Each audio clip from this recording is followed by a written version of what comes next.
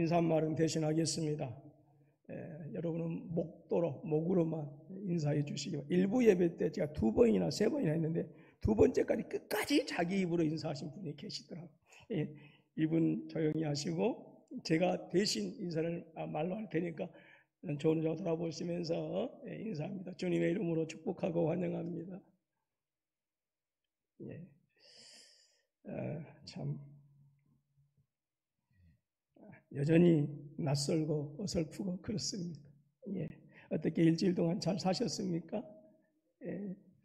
우리 예배에 참여하고 있는 우리 모든 우리 성도님들, 제가 아까 그 동영상을 보면서 어느 집사님의 가정이 그 가정의 이름을 다 하면서 가정 다 지금 예배에 참여하고 있습니다 라고 하는데 어떤 생각이 딱 들으죠. 물론 전체 식구가 나와서 예배하는 것도 중요하고 정말 좋은데 또 이런 형편에서 온 가족이 또 말씀 앞에 예배드린다고 한 가족이 또 이렇게 앉아있는 시간이 일주일에 몇 번이나 있을까. 그런데 이런 시간이라도 우리가 한 자리에 앉아서 이렇게 뺑 둘러서 물론 이제 화면 영상이지만 함께 그 가족 전체가 앉아서 예배하는 모습이 싹 그려지더라고요. 그래서 그 집사님뿐만 아니라 지금 어느 집사님 가족들이 다 그렇구나 라고 이렇게 생각해 보니까 참 한편으로는 조금 우리가 여러 가지 사회적 거리두기를 통해서 예배하는데 조금 제한이 있어서 안타깝지만 또 다른 편으로 생각하면 또 그런 부분이 있어서 그나마 참 감사하다는 생각을 해보게 되어집니다. 이 시간에는 본문 말씀을 통해서 우리가 지금 잘 익히 들어서 알고 있는 사회적 거리두기라고 하는 말씀으로 한번 이 시간 말씀을 묵상해 보았으면 좋겠습니다.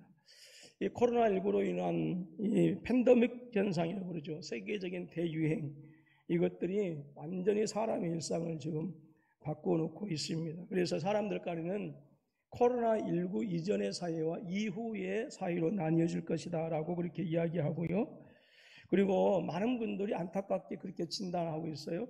코로나19 이전에 우리가 함께 교제하고 누렸던 그런 아름다운 옛 모습들은 우리가 어쩌면 영원히 다시 회복하지 못할 수도 있을 것입니다 라고 하는 이런 진단을 하더라고요. 그래서 지금 각국마다 이 코로나19의 감염을 막기 위해서 한 방법으로 지금 사회적 거리두기를 실시하고 있습니다. 이로 인해서 교회 역시 이전처럼 지금 자유로이 모이는 데 있어서 상당한 제약을 받고 있습니다. 그런데 정말 감사하는 것은 우리나라에서는 점차 지금 이 코로나19가 지금 줄어들고 있기 때문에 감사하고요. 얼마 있지 않아서 정상적인 예배를 회복하지 않을까라는 또 기대감을 가져봅니다. 그러면서도 언제 어떻게 또 폭발적인 증거가 이게 일어날지 모르기 때문에 그러면서도 한편으로는 대단히 조금 염려가 되기도 하고요.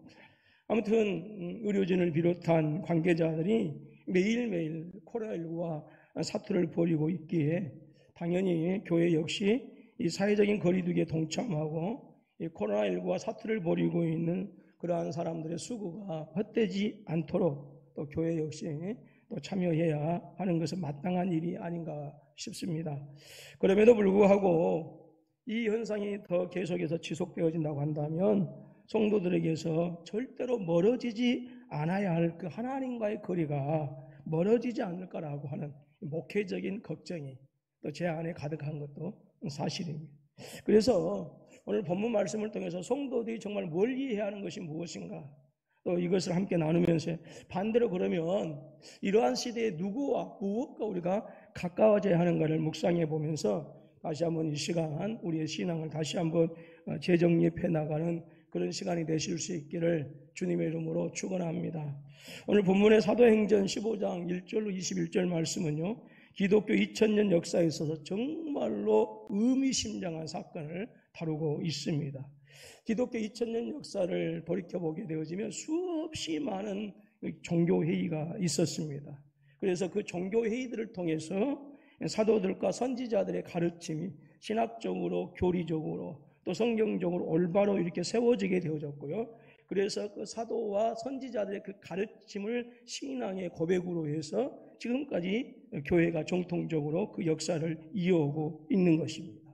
오늘 본문의 말씀은 예루살렘 교회에서 열리게 된 되어진 2000년 기독교 역사에서 첫 번째 종교회의라고 하는 점에서 그 의미가 상당히 큽니다.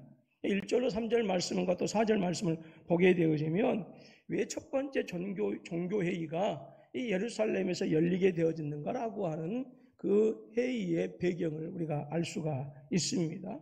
13장에 보게 되어지면 안디옥 교회가 바울과 바나바를 안수해서 이제 다른 곳으로 이방인을 향한 선교를 보냅니다. 그런데 바울과 바나바가 가는 곳마다 부딪히는 세력이 있었습니다.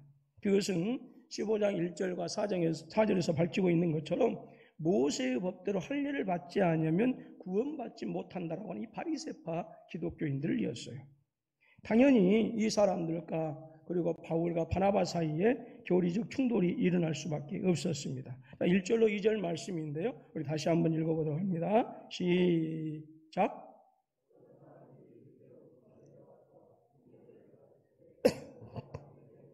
할례를 받지 아니하면 능히 구원을 받지 못하리라 하니 바울 및 바나바와 그들 사이에 적지 아니한 다툼과 변론이 일어난지라. 형제들이 이 문제에 대하여 바울과 바나바와 및 그 중에 몇 사람을 예루살렘에 있는 사도와 장로들에게 보내기로 작정하니라 그랬어요. 그래서 이 문제를 해결하기 위해서 지금 예루살렘 교회라고 하는 이 교회에서 기독교 2000년 역사에서 제일 첫 번째 회의가 열리게 되어진 거예요. 그래서 이 회의를 통해서 믿음으로 말미암아 구원을 받는 것이고 이방인들도 구원받는 것은 동일하게 우리와 똑같은 방법으로 구원받는다라고 하는 것을 정식으로 이제 선포하게 되어집니다. 11절 말씀입니다. 그러나 우리는 그들이 이방인들을 얘기합니다. 우리와 동일하게 주 예수의 은혜로 구원받는 줄을 믿노라 하니라. 이방인들이 할례를 받아서 구원받는 것이 아니라 우리가 예수님을 믿어서 구원을 받는 것처럼 이방인들도 할례를 받지 아니하고도 바로 믿음으로 말미암아 구원받는다라고 하는 바로 이 믿음으로 말미암아 구원받는다라고 하는 이것을 분명하게 이제 공포해 주고 있습니다. 그리고 뒤이어서 바울과 바나의 선교의 그 선교복을 받은 후에 당시 예수님의 친동생이었던 야고보라고 하는 예수님의 동생이 예루살렘 교회의 감독으로서 예루살렘 교회를 목회하고 있었습니다. 그래서 베드로의 변론이 선포가 끝난 다음에 이제 13절에서부터 21절에 이렇게 말씀하고 있는데 이 시간에는 19절부터 21절 말씀만 우리가 또 한번 읽어볼까요? 시작. 그러므로 내 의견에는 이방인 중에서 하나님께 돌아오는 자들을 괴롭게 하지 말고 다만 우상, 더러운 것과 음행과 목매어 죽인 것과 피를 멀리하라고 편지하라고 하는 것이 옳으니 이는 예로부터 각성에서 모세를 전한 자가 있어 안식일마다 회당에서 그 글을 읽음이라 하더라 그랬습니다. 이 말씀의 의미는 이렇습니다. 어떤 이방인들이라 할지라도 모든 이방인들은 믿음으로 말미암아 구원받는다라고 하는 거예요. 그러나 어느 곳에 있든지 간에 유대인들이 있는 곳에는 해당이 있기 때문에 그 해당에서 안식일마다 모세 율법을 전하고 있다. 그래서 모든 이방인들도 그 모세 율법을 들을 수 있기 때문에 그 율법을 듣고 믿음으로 말미암은 사람들은 그래서 믿음으로 말미암은 구원받은 하나님의 사람들은 다른 이방인들과 분명히 다른 삶의 구별이 있어야 된다라고 하는 거예요. 그러니까 예루살렘 교회가 의미가 있었던 것은 믿음으로 말미암아 구원을 받는다라고 하는 것이 기독교의 역사에서 첫 번째로 공식적으로 회의를 통해서 딱 그렇게 선포되어진 사건이라고 한다면 또 야고보 감독에 의해서 성도들이 어떻게 살아야 하는가라고 하는 그 삶의 기준을 분명하게 정해준 사건이 이 예루살렘 교회라고 할 수가 있어요. 여러분, 우리가 지금 뉴스를 통해서 보고 있습니다만 방역 체계를 제대로 갖추지 못한 나라들은 제일 먼저 하는 것이 국경 폐쇄하는 거예요. 그리고 모든 사람들 집안에 가둬놓고 거리에 나오지 못하게 하는. 제가 얼마 전에 TV를 보니까 인도 같은 나라는 경찰들이 TV 거리에 나오면 몽둥이 가지고 두들겨 패는 이런 폭력적인 모습을 보기도 했습니다. 또 지금 선교사님들이 계시는 다바오 같은 경우는 어떤지 잘 모르겠습니다만은 세부 같은 데 소식을 들어보게 되어지면 한 가정에 한 사람만이 그것도 꼭 필요할 때만 통행을 할 수가 있는데 통행증이 있어야만 지금 가능하다라고 하는 거예요. 그래서 자이든 타이든 지금 이 사회적인 거리두기는 코로나19의 확산을 막는 중요한 한 방법으로 지금 모든 나라에서 지금 그렇게 지금 하고 있습니다. 우리나라도 이 사회적인 거리두기는 비교적 지금 성공하고 있는 것 같아요. 물론 가끔 또 이제 개중에는 일탈을 하는 그런 사람들이 있기도 하지만 하루 30명 내에는 어저께 뉴스 들어보니까 뭐 18명이라고 이렇게 얘기하는데 확진자가 이렇게 줄어든 것은 코로나19를 위한 그 관계 당국자들 또 의료진들 그들의 수고를 빼놓을 수 없지만 국민들 모두가 사회적 거리두기에 협력하고 있는 성숙한 시민의식이 한몫하고 있는 것이 분명합니다. 저는 이제 이번 사건을 통해서 우리 대한민국 국민들이 대한민국 국민으로서 자부심을 가지고 좀 살아도 되겠다라고 하는 생각을 하게 되어졌어요. 왠지 어디 가서 일본 사람 만나면 좀 기가 죽고 서양 사람 만나면 피부색에 기가 죽고 몸무게에 기가 죽고 내 키 때문에 기가 죽었는데 아이 뜯어놓고 보니까 지나가고 보니까 별거 아니더라 그 말. 지금 제 그 친구 목사님이 오사카 근처에서 선교하고 목회하고 있는데 지금은 집에 나갈 수도 없고요. 어디 가도 지금 마스크 한 장 구할 수가 없대. 그런 현실. 그리고 더구나 이 큰 우리 장로님 기도하셨지만 엊그저께 4월 15일 아무런 어떤 뭐 없이 이렇게 큰 사건을 우리가 잘 이렇게 치르고 난 그것은 정말 대한민국 국민들이 대단하다. 특별히 저는 우리 군포서북교회 성도님들이 대단하다. 그런 생각을 하게 되어집니다. 왜 웃어요? 안 믿겨져요? 믿어야 해요, 믿어야. 대한민국 국민이 최고다라고. 예. 근데 여러분, 이 사회적인 거리두기가 장기화되어진다고 한다면 분명한 것은 성도들의 신앙에도 분명히 치명적인 위협이 되어진다라고. 예. 사람들은 처음에는 낯선 환경에 어리둥절하게 되어 있습니다. 그런데 시간이 점점 지나면 분명히 그 낯선 환경에 어떻게 하지요? 적응하기 마련이고요. 이제 그 낯선 환경이 예전처럼 그렇게 살아왔던 것처럼 너무나 자연스러운 일상이 되어져 버리고 말아요. 그러한 면에서 오늘 우리 믿음의 사람들이 행여나 지금 이 낯선 환경으로 인해서 우리의 믿음이 무너지지 않도록 더욱더 주의하고 또 주의해야 될 줄로 믿습니다. 오늘 본문의 말씀에서 예수님의 동생 야고보가 멀리해야 할 것에 대해서 말씀하고 있어요. 한마디로 그것을 요약한다고 한다면 무엇입니까? 죄라고 할 수가 있어요. 그렇게 말씀하지요. 다만 우상의 더러운 것과 음행과 목매어 죽인 것과 피를 멀리하라고 편지하는 것이 옳으니 그랬어요. 이것들을 멀리하라라고 하는 것을 다른 방향에서 우리가 생각해 본다고 한다면 한마디로 하나님을 가까이 하라라고 하는 거예요.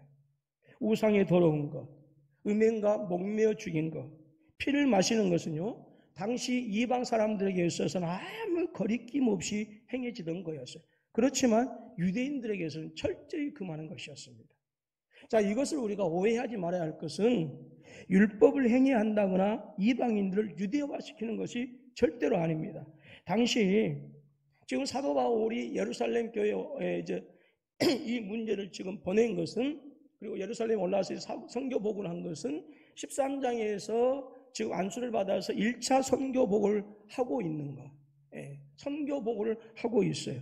근데 1차 선교 때 성경이 기록되어진 것은 이제 갈라디아서가 기록이 되어집니다.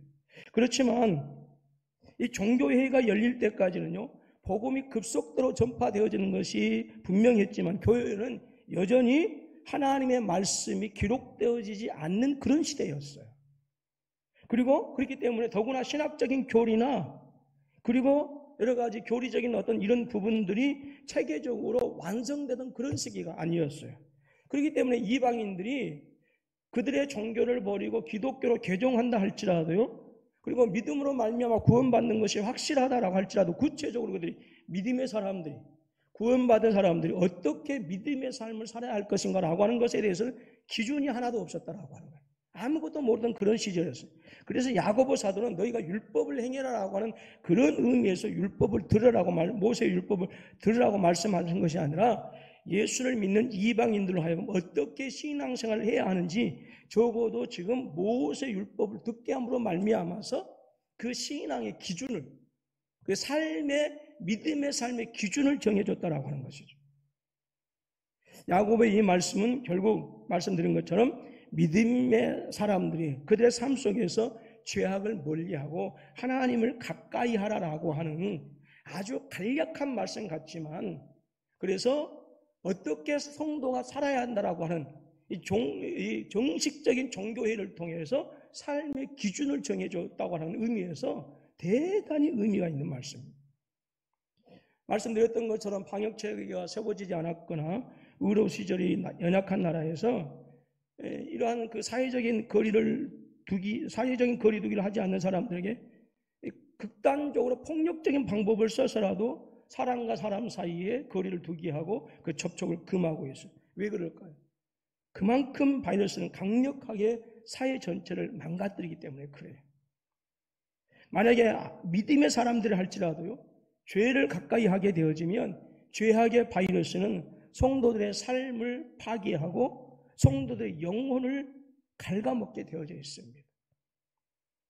그러므로 이러한 때일수록 하나님의 사람들은 하나님과의 거리를 가까이 해야 되는 줄로 믿습니다. 야고보서 4장 8절에서 그렇게 고면합니다. 하나님을 가까이 하라. 그리하면 너희를 가까이 하시리라. 죄인들아 손을 깨끗이 하라. 이 죄인들아 손을 깨끗이 하라라고 하는 말씀은 죄를 멀리 하라고 하는 말씀이에요. 두 마음을 품은 자들아 마음을 성결하게 하라. 예. 저와 여러분들이 죄를 멀리 하시고 하나님을 가까이 하실 수 있기를 주님의 이름으로 축원합니다. 우리가 구약에서 하나님을 멀리하고 죄악된 도성을 가까이 했다가 처참한 삶의 인생을 처참하게 실패한 사람을 만나볼 수가 있습니다. 바로 아브라함의 조카 롯이라고 하는 사람이죠. 아브라함은 고향 땅에서 나올 때 홀로 나오지 않고 조카 롯을 데리고 함께 가나안 땅으로 옵니다. 고향 땅을 떠나온 아브라함이었기 때문에 조카 롯은 아브라함에게 있어서 너무나도 큰 위안거리였고요. 낯선 타향에서의 외로움을 조금이라도 가시게 해줄 수 있는, 그때 당시만 하더라도 아브라함에게 있어서 이 조카 롯은 아들과 같은 그런 존재였어요. 그런데 가나안 땅에는 이미 여러 부족들이 각기 세력을 형성하고 도시를 이루고 있었기 때문에 어느 한 곳에 가서 정착한다라고 하는 것이 결코 쉬운 것이 아니었어요. 그렇기 때문에 이제 여기저기를 옮겨다야만 했습니다. 그런 사이에 아브라함의 살림도 늘어나게 되어지고, 사랑하는 조카 롯의 살림도 늘어나게 되어집니다. 그래서 한 곳에서 더 이상 정착할 수가 없었어요.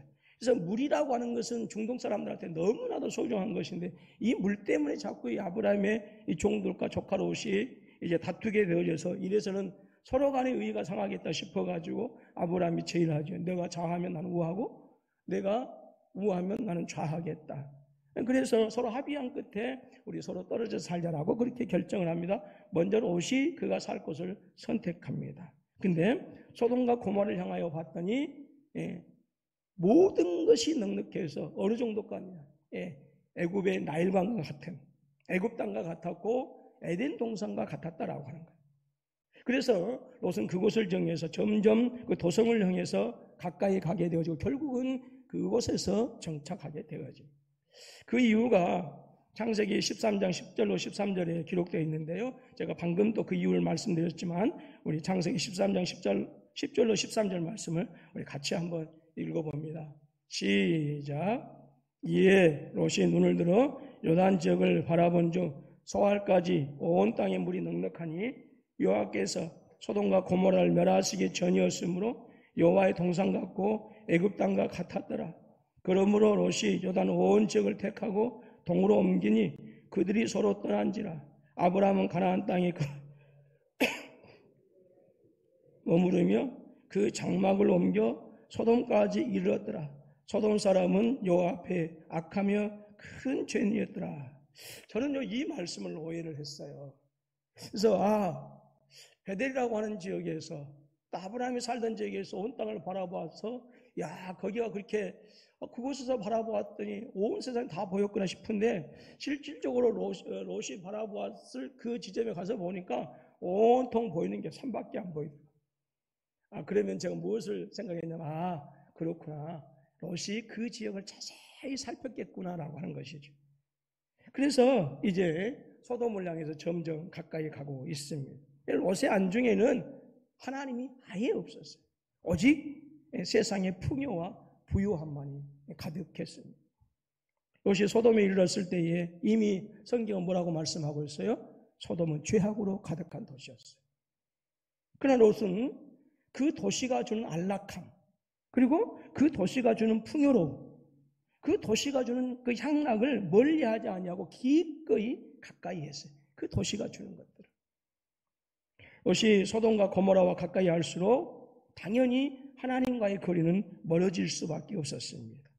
처음에는 모든 것이 만족스러웠어요. 소돔이라고 하는 도시는 비록 소돔이라고 하는 도시에서 롯은 이방인에 불과했지만 나름대로 이제 그가 가지고 있는 부와 그리고 이제 시간이 지나면서 그 소돔이라고 하는 지역에서 이제 지도자적인 위치를 차지하게 돼요. 이게 성공적인 삶을 살아가요. 그러니까 롯이 여러분 그 소돔 성문에 앉아서 천사를 방문했다고 하거나 또 그 사람들이 그 천사들을 겁탈하기 위해서 왔을 때 내가 우리들의 지도자가 되려 하느냐라고 하는 이 말씀을 통해서 롯은 이미 그 당시에 소돔에서 중요한 사회적인 신분의 소유자였다라고 하는 것을 우리가 알 수가 있어요. 그러나 그것은 오래가지 못했다라고 해요. 왜요? 하나님께서 소돔과 고모라를 심판하러 오셨기 때문에 그래요. 결국은 롯은 자신이 평생 동안 쌓아 올렸던 이 모든 것을 한순간에 불타버리는, 그리고 삶의 빈 껍데기만 남긴 채 이름 없는 광야에서 삶을 마감하게 되어집니다. 아브라함은 롯과는 정반대의 삶을 살아갑니다. 그 역시 고향을 따라서 수천리 떨어진 그 타향에서 안주하고 싶었을 거예요. 그 역시 소돔과 고모라 같은 도시에서 편안한 삶을 살고 싶었을 것입니다. 그러나 아브라함은 안정적인 도시의 삶보다는 가나안 땅에서 나그네로 살기를 원했어요. 그 삶이 왜 가나안 땅에서 나그네로 살기를 원했을까요?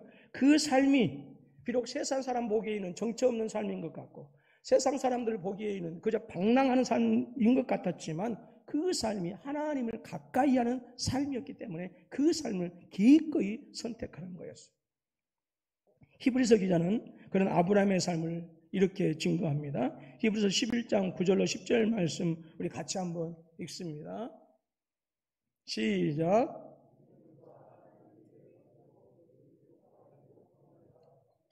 믿음으로 사라 자신도 나이가 많아 단산하였으나 잉태할 수 있는 힘을 얻었으니 이는 약속하신 이를 미쁘신 줄 알았음이라.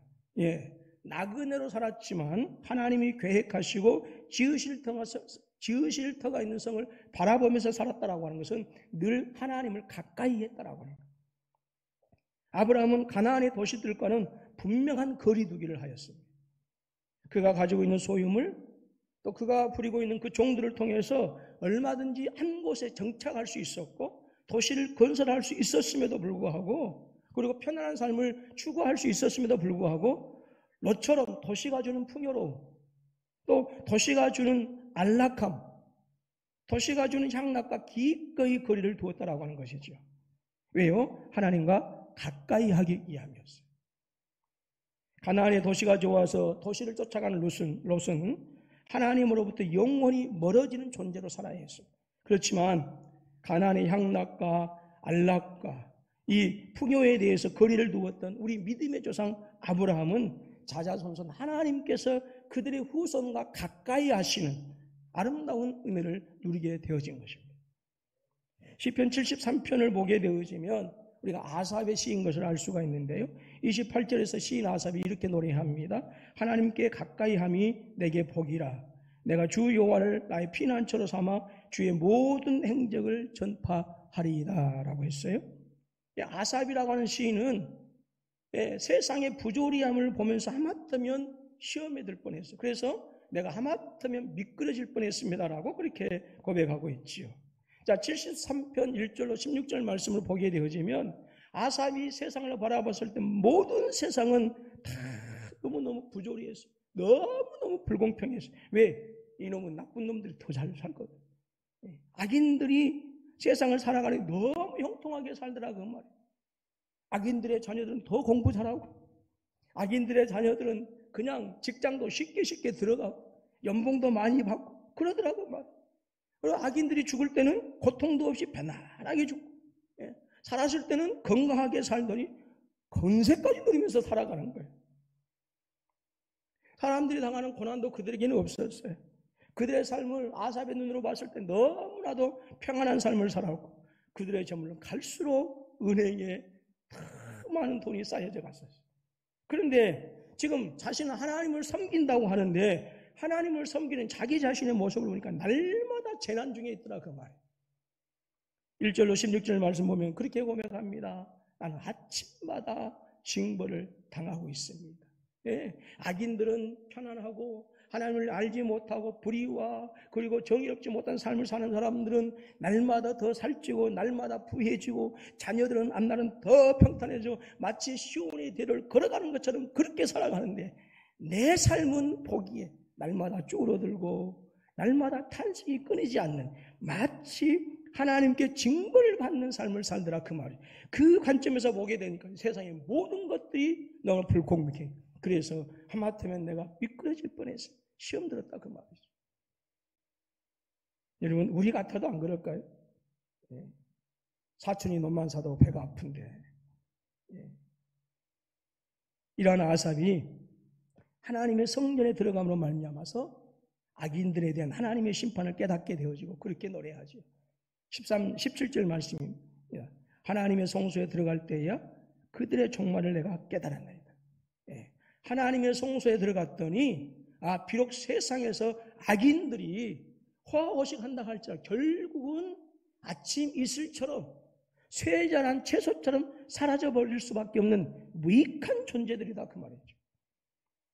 하나님과 거리두기를 하면서 세상을 가까이 하는 자들에게는 하나님의 심판이 가깝다고 한다면 여기 힘들고 세상에서 방황하면서 나그네와 같이 살아서 하나님과 가까이 하는 삶을 사는 그들에게는 하나님의 진노에서는 멀어지고 하나님의 은혜에 가깝다라고 하는 사실을 아삽이 성전에 들어가면서 깨닫게 되어진 거예요.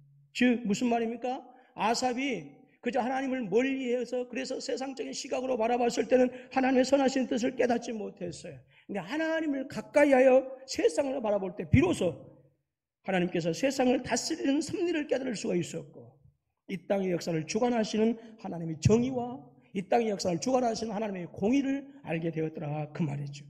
그리고 잃어버렸던 바로 삶의 평안과 이로를 누리게 되어집니다. 그리고 아삽은 그렇게 노래합니다. 28절 말씀 보니까 하나님을 가까이함이 내게 무엇이라 복이라. 내가 주 여호와를 나의 피난처로 삼아 주의 모든 행적을 전파하리이다. 이 은혜가 저와 여러분 가운데 함께 하실 수 있기를 주님의 이름으로 축원합니다. 여러분 우리 역시 아삽과 같은 심정일 때가 얼마나 많은지 모릅니다. 내 삶의 주변에서 일어나고 있는 불행한 일들 모든 사람들은 다 웃고 행복하게 지내는데 나 혼자 웃지 못하고 나 혼자 기뻐하지 못하고 살아가는 일들이 우리 주변에 있을 수 있어요. 나의 삶의 기반이 송두리째 흔들리고 나의 미래가 온통 불투명할 때 어찌할 줄 몰라서 여러분 우왕좌왕할 때가 한두 번이 아니지 않습니까? 더욱이 이 코로나19로 인하여 우리의 삶의 안정이 흔들리고 있는 이때에 혹시라도 여러분 사회적인 거리두기 때문에 하나님과도 거리두기를 하고 있다고 한다면 우리에게는 소망이 없어요. 답이 없다라고 하는 거예요. 오히려 이러한 때에 더욱더 하나님을 가까이 할 수 있는 저와 여러분들이 되실 수 있기를 주님의 이름으로 축원합니다. 여러분 가까이 해야 정이 들어요. 눈이 멀면 마음도 멀어요. 어떻게 잘 아시죠? 사람이 그래요. 눈이 멀면 마음도 멀어져요. 네, 어저께 만나고 오늘 만나 했던 얘기 또 하고 내일 만나면 더 많아지고 10년 만에 만나봐요. 별로 한 얘기 없어요. 오늘 만나고 실컷 얘기하고 전화로 또 하자고 내일 또 만나자. 이상하죠. 자꾸 만나면 할 얘기가 많아져. 자꾸 만나면 정이 들고 사랑하게 되어져 있어요. 멀어지면 안 돼. 멀어져. 여러분 우리가 하나님을 가까이 하고 주님을 가까이 할 때 주님과 더 깊은 사랑의 아름다운 모습들을 누릴 수가 있는 거예요. 여러분 마태복음 11장 28절로 30절의 말씀을 통해서 주님께서는 저와 여러분들을 가까이 하라고 우리를 초청해 주고 계십니다. 자, 우리 마태복음 11장 28절로 38절 말씀을 우리 같이 읽습니다. 시작. 수고하고 무거운 짐진 자들아 다 내게로 오라. 내가 너희를 쉬게 하리라. 나는 마음이 온유하고 겸손하니 나의 멍에를 베고 내게 배우라. 그리하면 너희 마음이 쉼을 얻으리니 이는 내 멍에는 쉽고 내 짐은 가벼움이라 하시니라 라고 했어요. 여러분, 인생을 살아가면서요, 삶에 짐이 없는 사람은 아무도 없어요. 예. 아무 짐도 없으신 분 계세요? 예. 정말 세상 편한 삶을 살아가는 분들, 예. 총각 처녀들이 총각의 짐, 처녀의 짐을 벗어버리려고 시집장가 갔더니 시어머니, 시아버지의 짐이 있고, 시어머니, 시아버지의 짐을 벗은가 싶더니 새끼들의 짐이 있고, 새끼들의 짐을 다 벗어버리는가 싶더니 손자들의 짐이 있고, 그것이 우리 인생 아니겠어요? 예. 결국 모든 인간들이 탄식하면서 힘겹게 살아가는 이유가 무엇 때문에? 각각의 지어진 짐이 너무 버겁기 때문에 그런 게 아닐까요? 근데 살면서 느끼는 것은 우리가 지고 가야 할 그 삶의 무게가, 그 짐의 무게가 결코 줄어들지 않는다라고 하는 거예요. 그리고 어느 누구도 내 삶의 짐을 대신 져줄 수가 없더라 그 말입니다. 혹시라도 사회적 거리두기로 인해서 직장 동료들과의 거리, 여러분들 이웃들과의 거리, 성도들과의 거리로 말미암아서 혹시라도 여러분들의 삶이 힘들어지지 않기를 주님의 이름으로 축원합니다. 아까도 말씀드렸던 것처럼 일본에서 목회하고 있는 저희 친구 목사님 어제 제가 통화를 했어요. 평상시 때는 별로 통화를 안 해요. 근데 이제 일본이 전날이다 보니까 이제 날마다 전화를 하게 되어지더라고요. 그러고 보면 제가 참 좋은 친구 같아요. 지금 목사님 어떻게 살아요? 마스크 좀 보내줄까요? 그랬더니 마스크도 보낼 수도 없대. 정부에서 관리하고 있기 때문에. 자기 동생이 보내준다고 했는데 어떻게 살아요? 그랬더니 그냥 집 안에서 갇혀 살아요. 나가지도 못하고. 그리고 나가봐야 마스크도 못 구한대. 그리고 코로나19의 검사를 받으려면 곧 죽어야 가서 받을 수 있고, 그리고 너무 비싸대. 너무 비싸대. 그래서 받을 수가 없대요. 근데 더 힘든 것은 일본 선교사님이다 보니까 아는 사람이 주일날 가야 성도들을 만나는데 평상시 때 주변에 일본 사람밖에 없는 거예요. 그래서 같이 한국말로 얘기할 상대도 없고, 그래서 그것이 더 힘들더라라고 하는 얘기를 들었습니다. 여러분, 사람과 사람 사이에 거리가 생기게 되어지면 이렇게 힘들게 되어져 있어요. 바이러스 감염을 막기 위한 이 사회적 거리두기가 자칫 사람과 사람 사이를 멀게 해서 정말로 마음과 마음이 멀어지지 않을까 염려가 생기기도 합니다. 여러분, 주님께서 저와 여러분들에게 당신을 가까이 오라고 초청하신 이유가 무엇 때문에 그래요? 왜 예수님께서 이 땅에 오셔서 십자가를 지셨습니까? 저와 여러분들이 주님과 가까이 하도록 하기 위해서, 저와 여러분들의 모든 인생의 삶의 짐을 주님께서 져주시기 위해서 바로 십자가를 지시고 하늘 영광 권세를 버리시고 이 땅에 오신 줄로 믿습니다. 여러분, 그래서 우리의 인생의 모든 삶의 짐은 예수 그리스도만이 대신 져줄 수가 있는 거예요. 여러분, 주님을 가까이 하는 성도들만이 삶의 무거운 짐들을 온전히 내려놓을 수가 있어요. 여러분, 주님과 가까이 할 때에 이 불안한 세상에서도 세상을 다스려 가시는 하나님의 섭리를 더욱더 섬세하게 우리가 느낄 수가 있고요. 하나님의 위로와 하나님의 주시는 평안을 우리가 더욱더 풍요하게 넉넉하게 이 세상에서 우리가 누려갈 수 있는 것입니다. 여러분, 주님을 가까이 하는 성도들만이 삶의 진정한 안식을 누릴 수가 있어요. 여러분, 에덴 동산에서 아담과 하와가 주님과 함께 있을 때 하나님께서 주시는 모든 창조물들을 마음껏 누리면서 안식할 수 있었어요. 그러나 하나님과 멀어져서 에덴 동산에서 쫓겨났을 때는 그 안식을 잃어버리게 되었죠. 마찬가지입니다. 예수 그리스도를 통해서 우리는 하나님의 거룩한 형상을 회복시켜 주셔서 아담이 잃어버렸던 그 모든 그 안식을 다시 회복시켜 주셔서 우리를 하나님과 화목하게 하셨고 하나님을 가까이 할 수 있도록 했는데, 그 놀라운 복을 주셨음에도 불구하고 오늘 저와 여러분들 하나님을 멀리 한다고 한다면 하나님께서 회복하신, 예수 그리스도를 통해서 회복하신 그 안식의 복은 이 세상에 살아갈 때 결코 누려갈 수 없다라고 하는 것입니다. 여러분, 주님을 가까이 하는 성도들만이 삶의 진정한 안식을 누릴 수 있어요. 그분은 충분히 그럴 수 있는 능력과 자격이 있으십니다. 왜요? 저와 여러분들을 위하여 십자가를 져주셨기 때문에, 그것이 가능하다라고 하는 거예요. 사회학자들이 이 사회를 진단하기를 코로나19 이전과 이후로 나눠진다라고 하는 것은 이전에 우리의 소중한 것들을 다시 회복할 수 없다라고 하는 부정적인 예측이죠. 어쩌면 코로나 이후의 사회는 개인의 삶은 더 외로울 수 있을 것입니다.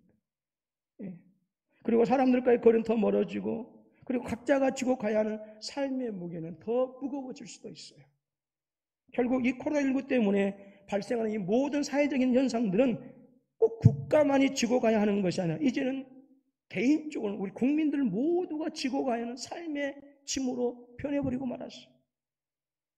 이러한 때에 저와 여러분들이 하나님께서 주시는 참된 평안과 하늘의 기쁨을 가지고 살아가기 위해서는 단 한 가지 방법밖에 없습니다. 삶의 모든 주관자가 되시고 기쁨과 희락의 평안의 주인이 되시는 주님을 더욱더 가까이 하는 거예요. 오늘 본문의 말씀에서 예루살렘 교회 감독이었던 이 예수님의 동생 야고보가 멀리하라고 하는 것들에 대해서 여러분 주의해 보시기 바랍니다. 다만 우상의 더러운 것과 음행과 목매어 죽인 것과 피를 멀리하라. 꼭 이것만을 얘기한 게 아니죠. 이것을 말씀드린 것처럼 다르게 생각한다면 어떤 말이 하나님을 가까이 하라라고 합니다. 여러분 혹시라도 하나님과의 거리를 멀리하지 마십시오.